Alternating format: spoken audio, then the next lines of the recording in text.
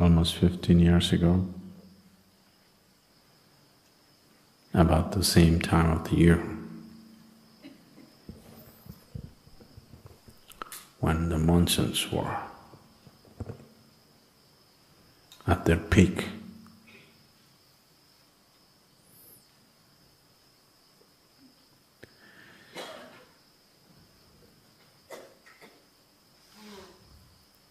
Monsoons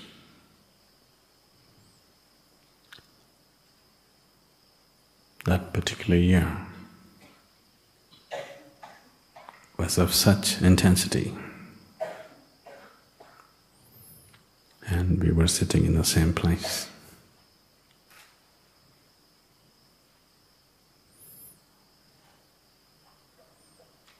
The building looks more stable.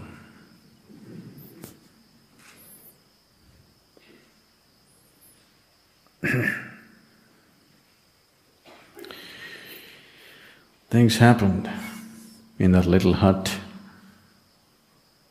which was precariously holding itself up,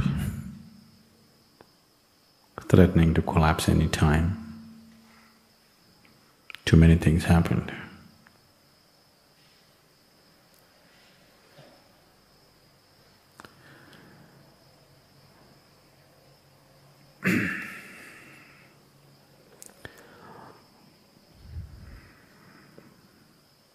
When I say too many things are always happening. Too many things are always happening. Too many things have always been happening in the world and in the jungle, on the plains and on the mountains. Too many things have always been happening. So this whole phenomena of life of such variety and such exuberance, if you have a little closer look at the smaller creatures on this planet, you cannot believe what has gone into making those tiny little creatures of every shape, size, color, design.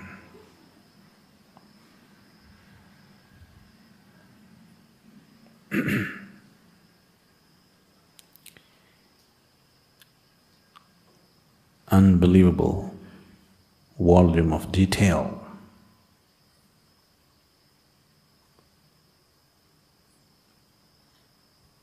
Almost unending variety of detail.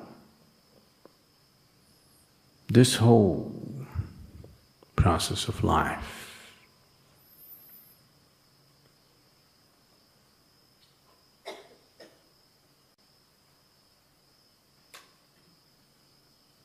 the life that you can see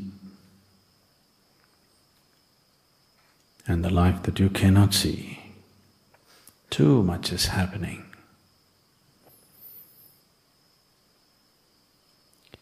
It is all happening with such precision that it looks like it's all happening by itself. The exactness with which all dimensions of cosmos are performing right now, the animate and the inanimate. It looks like they're all by themselves.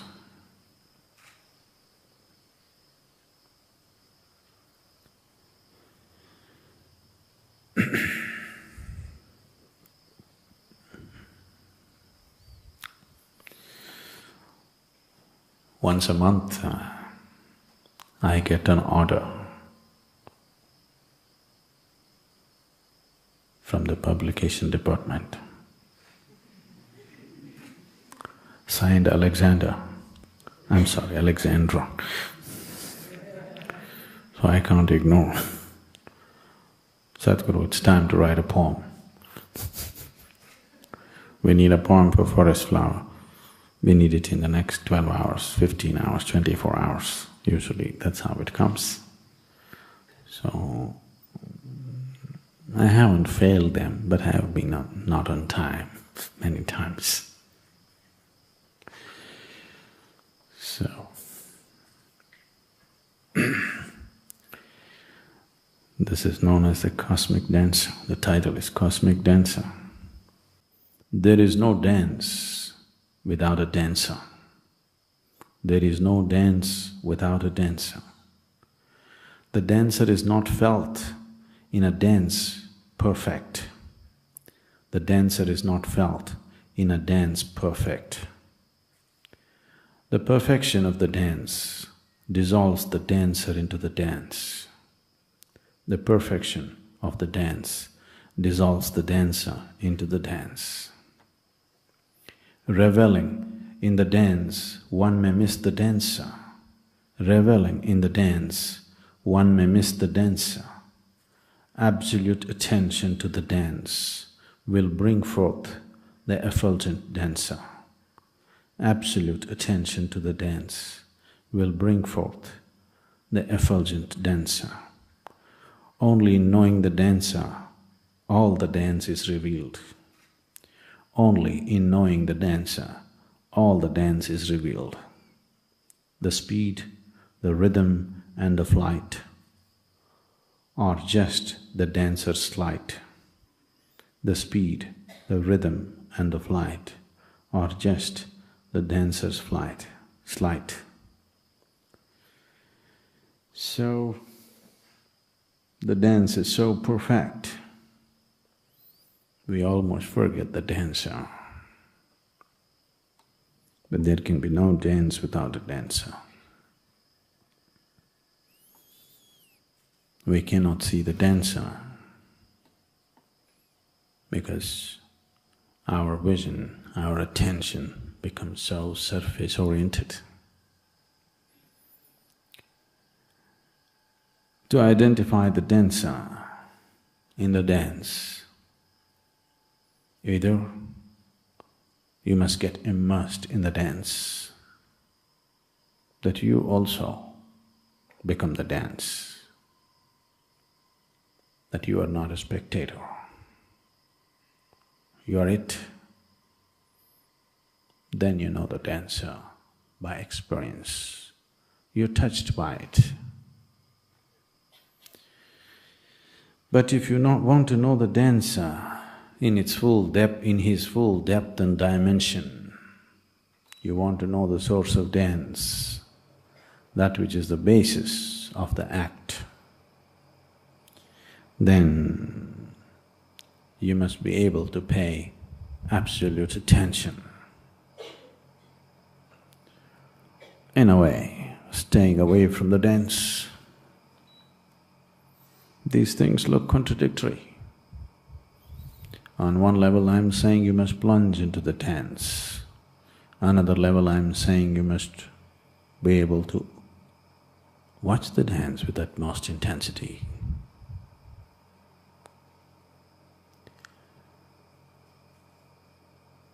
This is not contradictory because you know the world is round. Nothing contradicts anything. It is just that when you look at it, fragmented, if you cut it down into pieces and look at it, everything seems to be contradictory.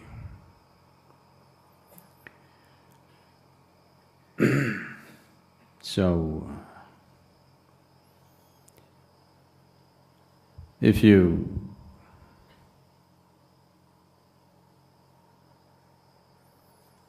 are here totally involved in the dance, totally involved in the act itself, that's one way of knowing. Or if you know how to keep away from the act, absolutely uninvolved in the act, but you're able to observe the act totally, you can decipher the difference between the act and the actor, the dance and the dancer. That is also a way of knowing it.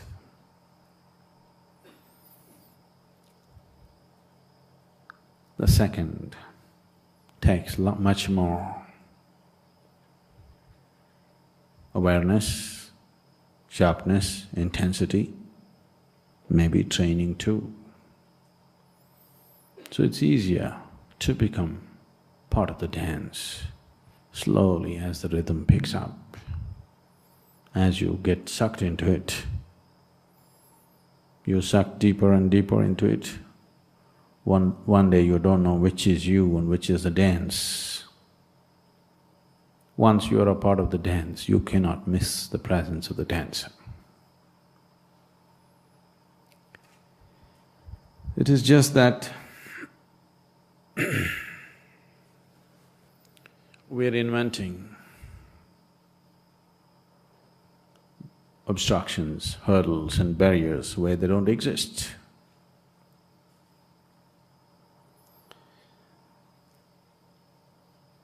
Recently, when I was in a satsang in Ceylon, someone asked, "I'm 54 years of age." He thinks that's a long time. And I have seen so many spiritual teachers, but I have never been drawn to anybody like you. I'm helplessly being drawn towards you. What is it that you got? So I said, I don't have anything that you don't have. It is just that all of us were given a seed that had the possibility of boundlessness. You are a very careful man.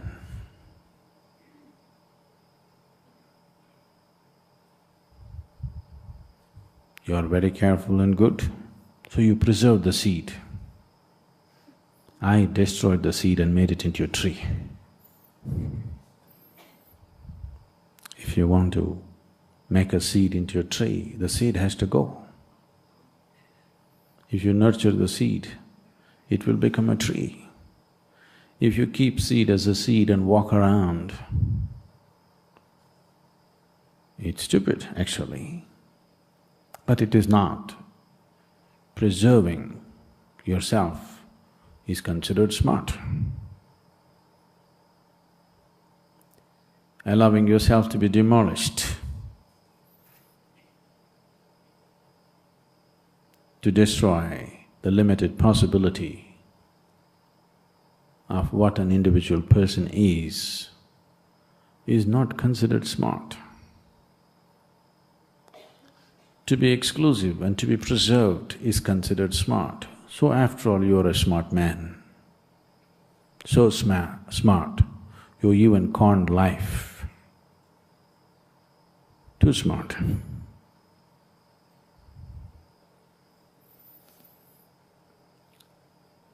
On a certain day, Shankaran Pillai himself decided to visit the yoga center.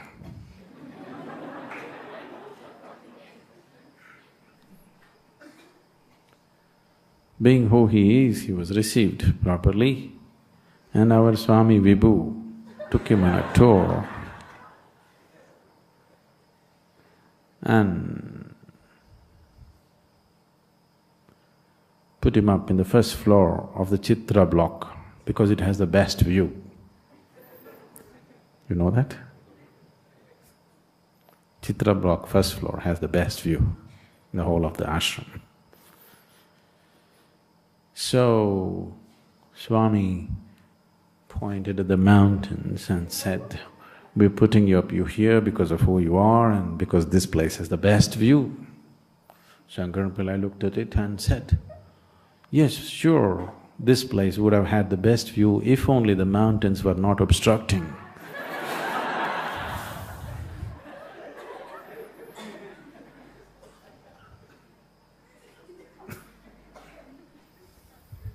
These people are doing to themselves. You don't understand mountain is the view. You think mountain is in the way. So the spiritual process is not just about doing this or that. It is many things.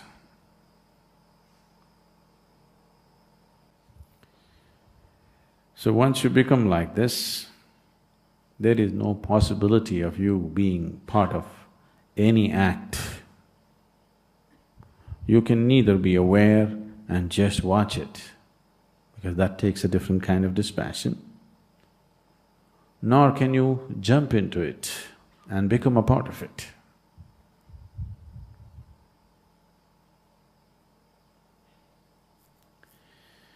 Once it happened, Abe Maxwell met a painter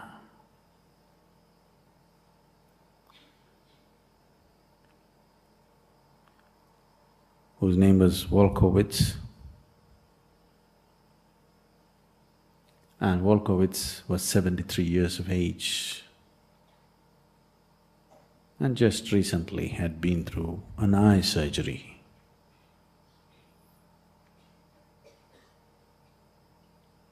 So he said, "You just been through an eye surgery. How is your vision? Is it good enough to paint? Can you continue to be a painter? Without sharp vision, this is difficult." So Wolkowitz said, "I think I can paint. In case I find my vision fails and I cannot paint, I will become a critic."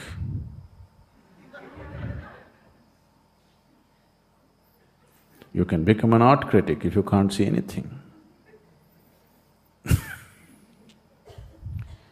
So if you become a critic, you miss the whole act.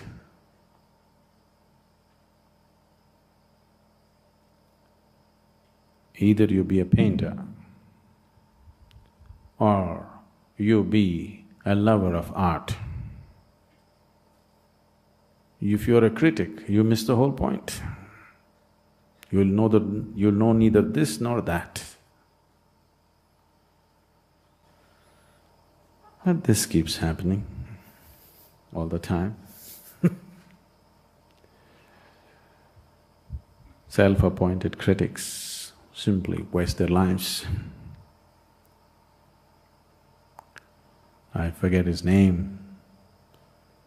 One great literary critic said this, "I have seen statues and portraits of authors, poets, artists, but never of a critic."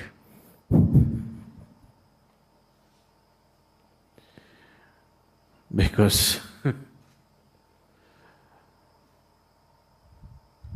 you're a parasite like life. You don't have a life of your own. You thrive constantly looking and feeding on somebody else's life. This will not get you anywhere. If you're seeking survival, you can be a parasite. If you're seeking liberation, you cannot be a parasite.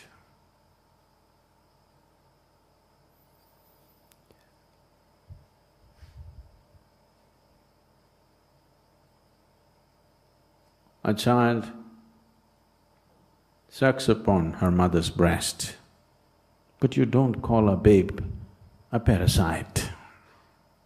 That is okay, because a child is only nourishing himself to become free of the mother. A parasite is never intending to become free. A parasite is too concerned about its survival that it misses the possibility. So if survival is all we seek, there are many ways to survive. I won't teach you those ways, you should learn it on the street. If liberation is what you seek, only then I'm meaningful to you. Only then it's worth hanging around. Only then it's worth being part of a mad act like this. If survival is what you're seeking, it's just a wrong place, because it doesn't work that way. Now,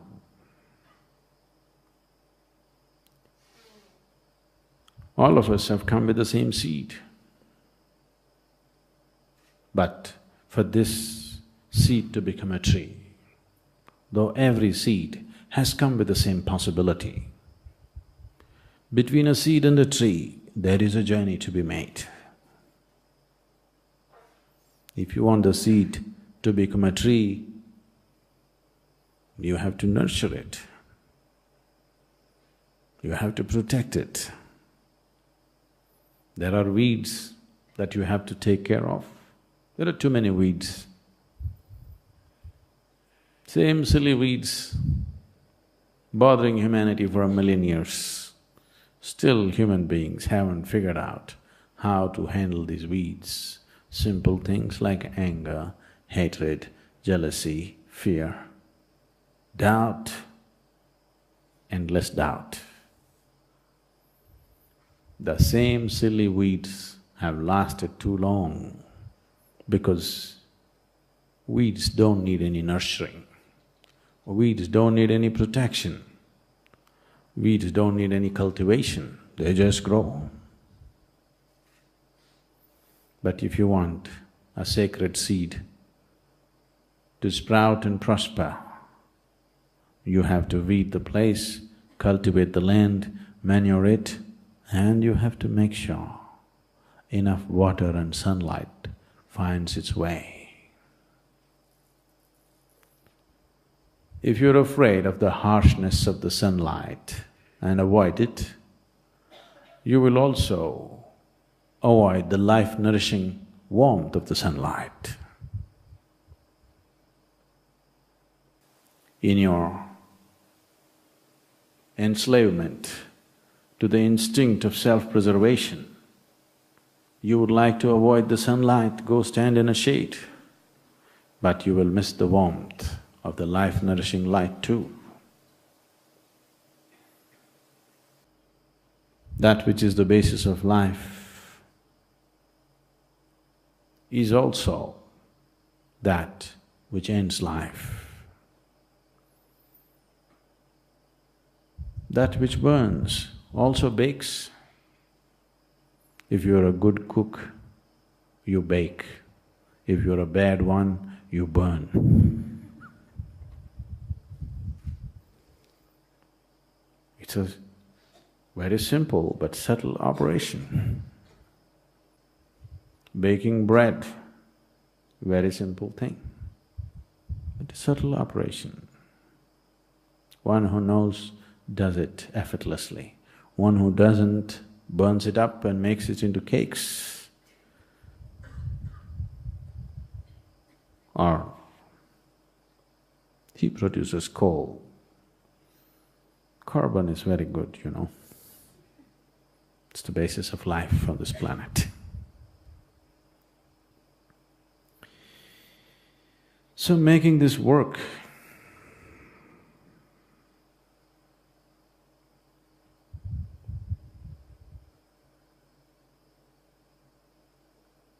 it's very simple if you give in to the whole process.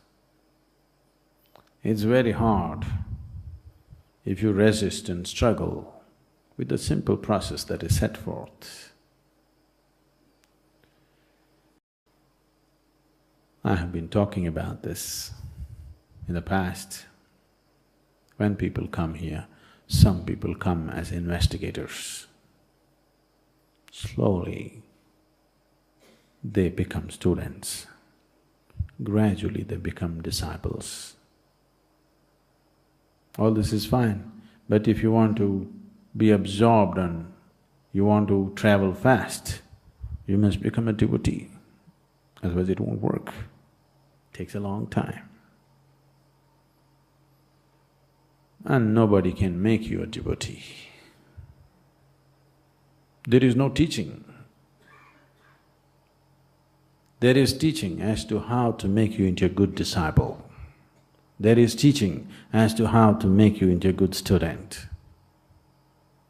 And of course, there is training as to how to make you into a good investigator.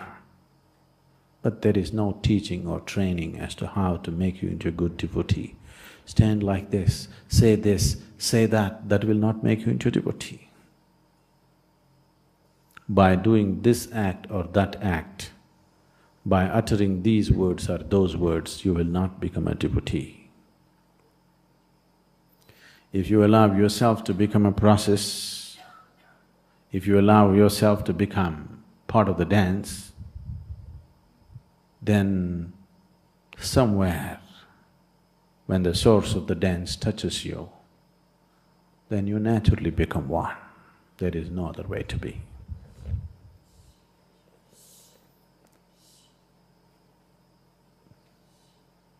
Yesterday someone was telling me,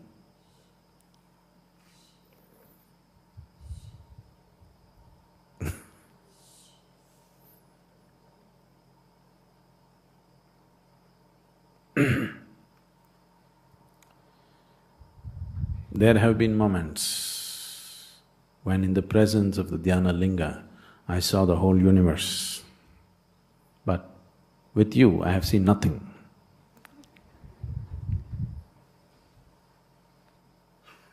That's good. Isn't it good enough that you have seen it with dhyana linga? At least somewhere you saw something. Is that not good enough? No. There's something here.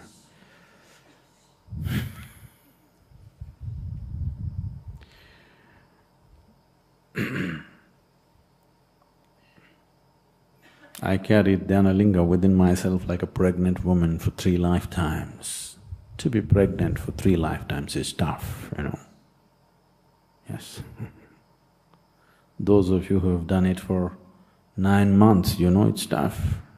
By 9th month, you're just waiting, when is he going to be out? Being pregnant for 3 lifetimes, it's such a big one.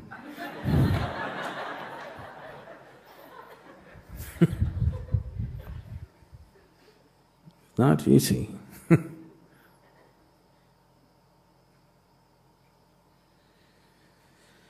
So,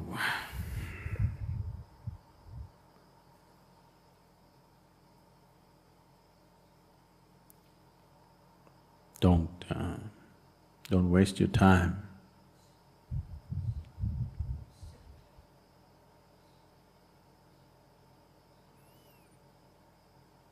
By constantly going through the same nonsense that human beings have gone through for 1,000,000 years, the same nonsense. It's time to do some new nonsense at least, something new. Same nonsense. This moment it is true, next moment it is not true, this moment it is great, next moment it is not great. I thought you're wonderful, but you're terrible. This moment, oh, this is it, next moment, doubt. Don't do this to yourself, because at least if it was some unique nonsense you were doing, it's fine. This is the same stupid nonsense people have done forever.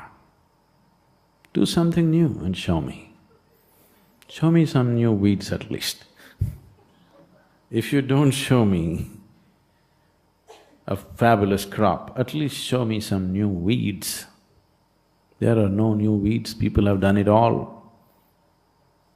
It's a very simple process. This damn weed growing business is a very simple process. Any fool can do it. You think you're doing it more intelligently than somebody else. There is no such thing. No, my doubt is not like that. My doubt is the same nonsense. Don't think it's more intelligent.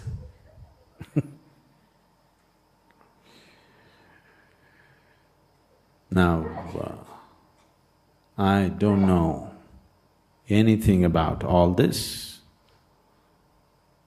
I do not know what is making all this happen.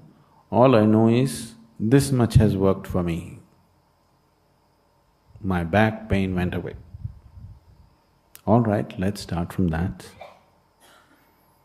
Something as mundane as back pain. And when you had the back pain, it was not a simple thing. Now that it's gone, it's a simple thing. When you had it, it was not a simple thing. It ruled your life, the back pain.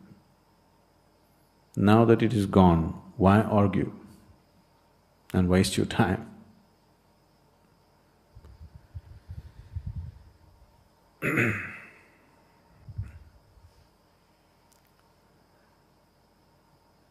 If you want to learn how to swim, you lie down in your bed and practice every day. Slowly, slowly, slowly you learn swimming. You will never learn swimming. You have to jump into the water and somehow thrash it out. What if I drown? Don't you see nobody has drowned till now? Isn't that good enough proof? Don't you see the pools of water that we create? People can't drown, even if you go in, it pushes you out. And don't you see that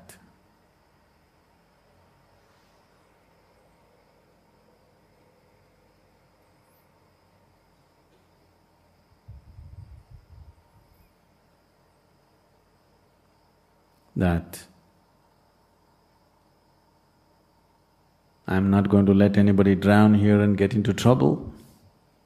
At least you trust that, if not anything else.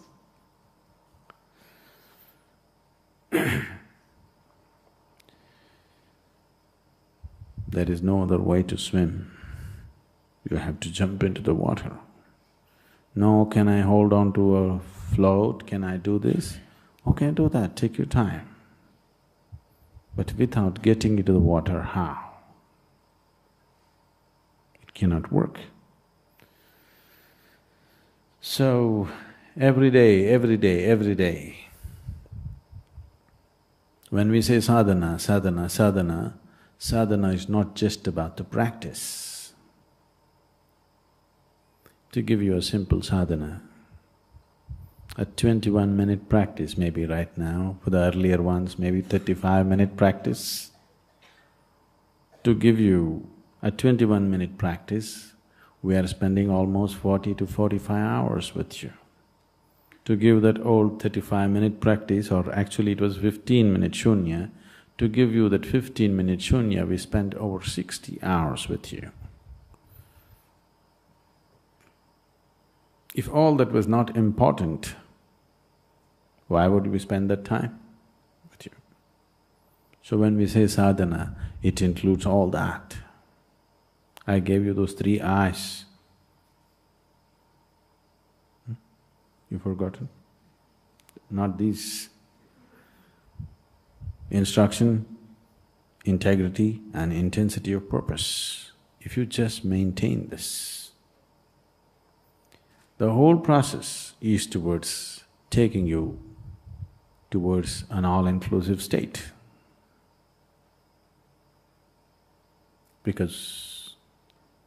Not because that is my idea, not because that is my desire for you,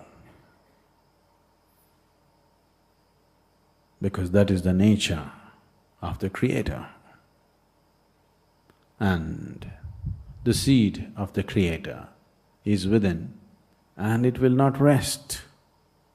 It will not give you a moment of rest in your life till it finds its original nature.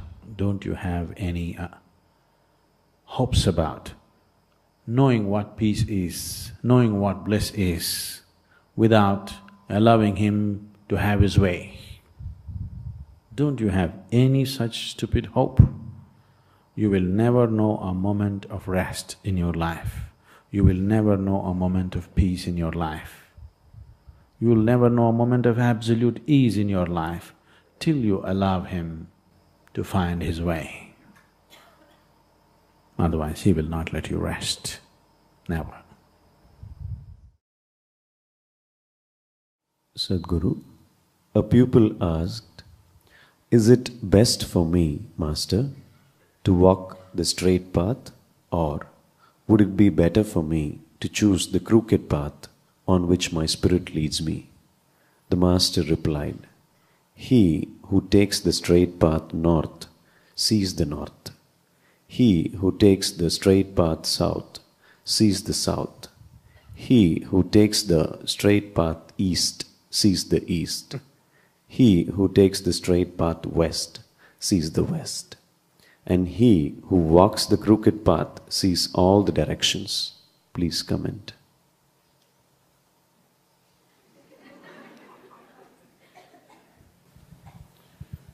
So, in praise of the crooked,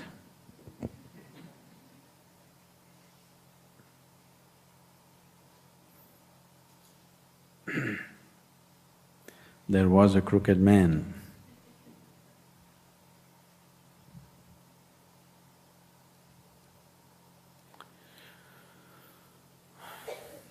You need to understand,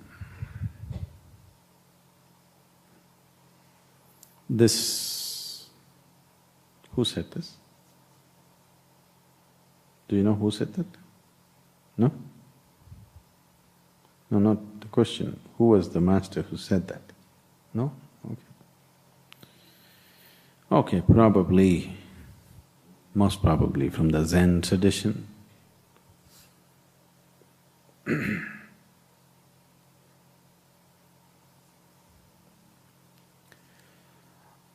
This is being said because people were getting identified with different dogmas. When they said a straight path, they were talking about a dogmatic path, following scriptures and teachings in a certain way. So, if you're facing north, it goes only north. If you go west, it goes only west. East goes only east, south goes only south. But if you take a crooked path, you will see all, but you will not get anywhere. You take a crooked path, you make a whole round, you have a good sightseeing tour, but you're back in the same place.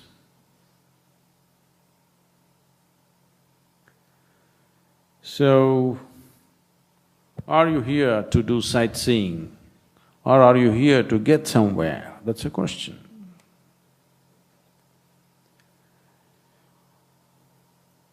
I'm not trying to discredit what's been said because that's definitely been said with reference to dogmatic ways of doing things.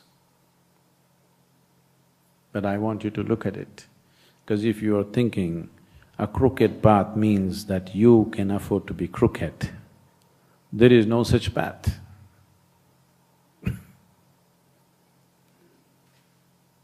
You can take a bend in the path, but you got to be straight. If you are thinking somebody is approving your crookedness, if you are crooked, there is no path. There is no such thing. If you are straight, everything is a path. There is no such thing as straight path, there is no such thing as crooked path, because the path is inward. Where is it straight? Where is it inward? If you go north, I would say you're wrong. If you go south, you're definitely wrong. If you go east, you're wrong. If you go west, you're wrong. If you go up, you're wrong. If you go down, you're wrong. Spiritual process will happen to you, not because you look up, not because you do look down, not because you look in the four different directions, but because you look inward. Inward is neither north nor south, nor east nor west, nor up nor down, because what is inward is dimensionless. That which is dimensionless can neither be approached by a straight path or a crooked path, but only by somebody who is straight within himself. Being straight within himself simply means at least you're straight with yourself. You've gotten used to bullshitting others. It's up to you. If you do it, slowly, situations will push you to your corner. In the larger societies, you can bullshit a little more, there's little more opportunity to get away with it. In a small society like this, if you bullshit two people, that day everybody knows you are a heap. And they know where to put you. Because here, gossip is an effective means of communication. Everybody knows. This person did a little bit of nonsense here and there, everybody knows. In the larger society, you could bullshit them a little while longer, but there also, if you bullshit too much, they'll push you to the corner. Maybe that's how you got here.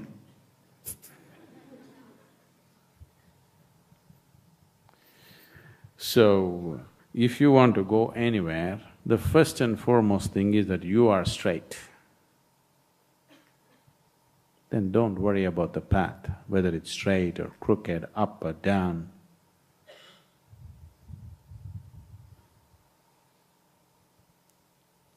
Those are all created just to make you feel little adventurous. Actually, there is no path. You stepped out, you projected your whole life out, which is very illusory. If you stop the projection, everything is inside. Even now, everything is inside. Please tell me, where do you see me? Not here. I am entering through the windows of your eyes and you're seeing me within you. I am within you right now, you hear me within you. The whole world is within you, everything that ever happened to you is within you. So, the outward projection is an illusion. It is like, if you turn on the projector, the cinema is on the screen. It's all real. If you get involved with it, it's all real. In the cinema, people have fallen in love much more with the people that they saw two-dimensional on the cinema screen than the three-dimensional people who are around them, isn't it so? Isn't it so? More people on this planet have fallen in love with the two-dimensional play of light and sound than the three-dimensional play of flesh and blood. Isn't that so? Because they turn off the lights. That's the main thing. You do one thing, go and watch the greatest cinema with all the lights on. Your hero and heroine will not look attractive. The lights are all off. Naturally your focus, they became so beautiful, they became so attractive simply because all other things were cut off just by switching off the lights in the cinema hall. In a way, that's what meditation means. You close your eyes, and if you simply sit here, initially for a while the outside insanity plays itself out. If you simply sit in the right kind of presence, then after your outside nonsense has played itself out, There is no other distraction. You just look at this one. This is an explosive form of life. This is not a simple life. Now you saw the cinema in two-dimensional figures, and those people that you saw in the cinema, you fall in love with them much more. Somebody told you, love thy neighbor. If he had only told you, love your cinema star, it would instantly, his teaching would have worked. Neighbor. There are two. There's so much room for distraction. If all distractions are taken away and you just look at anything, you'll fall in love with that. Anything. You look at an insect, you look at a flower, you look at a twig, you look at the mountain, you look at the rock, you look at a grain of sand without any distraction, you will absolutely fall in love with that. That's what meditation means. So, you don't go on a straight path, nor do you go on a crooked one. You stop doing this foolishness of doing straights and crookeds and bends. You learn to be straight with yourself. And don't try to go anywhere, just be simply here. It will happen, because there is nowhere to go. There is no way for anybody to experience anything outside of themselves, please see. There is no way for you right now to experience anything outside of yourself. Anything that happens to you happens only within you, never outside. So what path are you talking about? Path is always about going somewhere. When you have no need to go anywhere, then you're on the path. It's neither straight nor crooked. It is neither long nor short. It is definitely north nor south. It is inward. Inward is not a direction. Inward is a dimension. It is just that the problem with the spiritual path, the problem with lots of you being here is just this. On a certain day, an old farmer, considered to be wise, was carrying a big bundle and approached a tunnel. He was just about to enter the tunnel, then he thought,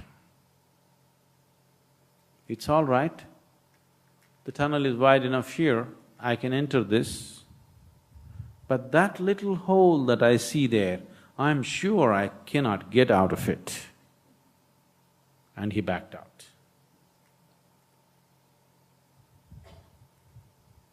So, this is something that your mind cannot understand, because when you say a path, it's about going somewhere. Nobody understood a path as not going somewhere. Always the word path simply meant to go somewhere. There's a very common joke played in the rural areas of Karnataka. If somebody comes to the village and it is normal to ask, "Ee raste ellogutte?" That means, where does this road go? That's how the language is. So, the smart answer is, "Ee raste ille biddirutte, ellu hogalla." That means, this road will lie here itself, it doesn't go anywhere. The road never goes anywhere, it's you who has to go. So, when we utter the word path, naturally your mind thinks there is somewhere to go. There is nowhere to go. When I say nowhere to go, that does not mean stagnation. I'm talking about really know where to go. I'm not talking about some where to go. Some is only this much or that much. No is limitless, isn't it? Something means a certain quantity. Nothing is not a quantity. It is another dimension which is measureless. It is another possibility which is beginningless and endless. So we are talking about nowhere to go, really nowhere to go, not somewhere. Somewhere is too small a place, it's not worth going. Nowhere is a limitless space. So if you go north, you will go somewhere. If you go south, you go somewhere. If you go east or west, you'll go somewhere. If you go around, you only go somewhere. That's not our intention. We want to go nowhere. Is that okay? Because the journey is from the limited to the unlimited. The only unlimited is the nothingness. The nowhere is the only unlimited space. So, are we just talking with some, just enjoying the circus of using logic in all kinds of funny ways?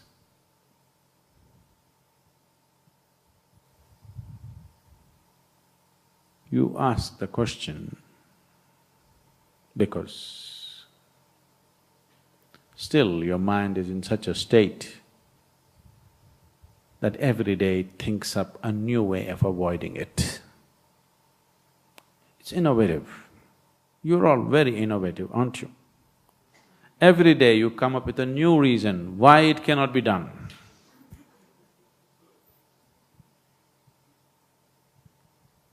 I have convinced you 100 times over, it is possible. At that moment you said yes. Tomorrow you came up with a new innovation as to why it is not possible.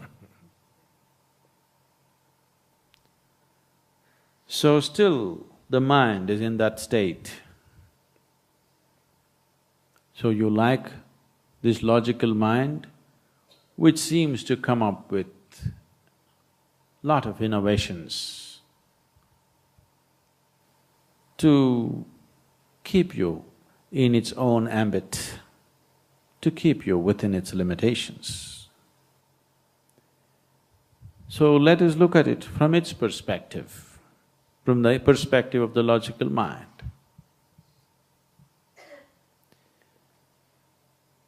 Now we understand, the logical mind also understands, the intellect understands that we exist within certain limitations. You are existing within certain limitations.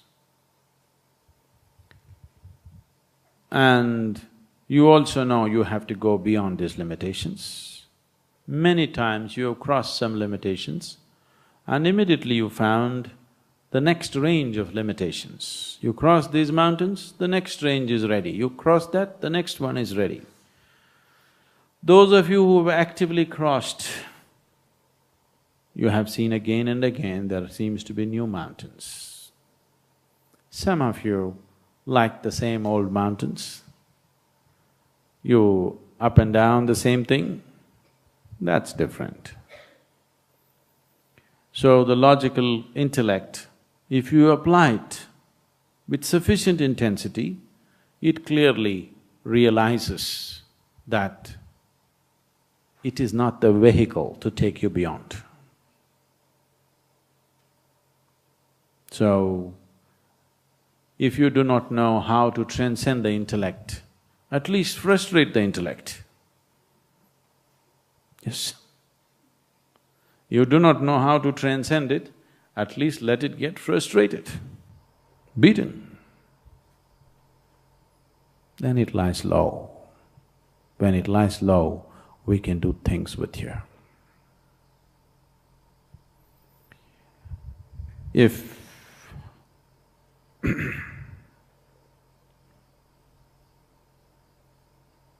if you really want to step inward, it is not that you have to kill the outward, because the outward is an illusion. There is enough scientific proof today to tell you the outward is an illusion, because everything is happening within you. If you see that everything is inward, there is nothing outward, then naturally you will close your eyes. Even if you have not been initiated into anything, if you just remain with your eyes closed for long enough, you will see, after some time, the activity of the mind will start dying down. Initially it gets hyped up because it wants you to open your eyes, because mind cannot survive without some extra information. Every day it needs some little extra new gossip, otherwise it cannot thrive.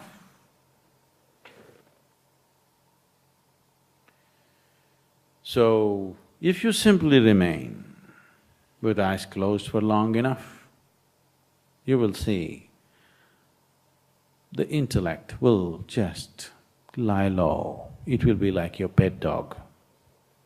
Be there, we don't want to kill him, we need him. But we need him when we need him. When we don't want him, we want him to just shut up and sit there. We don't want him to be all the time yelping and barking endlessly. We want him to shut up and sit. When we need him, we want to let him go. Otherwise, we want him to lie low. And he will lie low. Once your intellect lies low, if you give it enough time, then the true intelligence begins to function. What you call as your intelligence and what you call as the source of creation are not different. Once that begins to function, you're naturally a blissful being, there is no other way to be. Once you're touched by the source of creation, once you stop playing your own games, from the petty information, from the gossip that you have gathered. What you call as information is just gossip. Some people, if you don't like the people who are gathering information, you call them gossipers, otherwise you call them social scientists. Isn't it? Isn't it so? So, this gossip that you have gathered, your intellect is thriving on it. If you keep your gossip aside, and if true intelligence begins to function, then you and the Creator are not different. Once this is so, being blissful is very normal. It is not something that you aspire for, it is not something that you long for. It is not something that you create, that is the way it is. Only when you're blissful by your own nature, then you are willing to drop into the abyss of nothingness. Then you're truly ready to go nowhere. When you're not blissful by your own nature, it is very natural for you to hanker, to go somewhere. You want to go north, south, east or crooked. Whichever way, you're still longing to go somewhere. You're not willing to drop into the abyss of nothingness. When you say, I'm seeking the boundless, you're talking about falling into nothingness. It is not a threat. Oh, is it a bottomless pit? Yes, it is. And a bottomless pit is not dangerous. Only a pit with a bottom is dangerous. If there is no bottom to the pit, what is the problem in jumping? you will be eternally suspended, unharmed, untouched by anything. If there is such a space which is bottomless, and if you fall into it, is there any danger? Is there any danger at all to you? Only if it has a bottom, you will go and get smashed. It is truly a bottomless pit. Bliss is a bottomless pit. Only when you fall into the bottomless pit are you truly blissful. Otherwise, you are constantly hankering, wanting to get somewhere, wanting to get somewhere. You cannot go anywhere. Wherever you go, whether you go north or south, still your experience of life, all of life is happening only within you. You go up or down, all your life is happening only within you. This is not a trap. This is the door.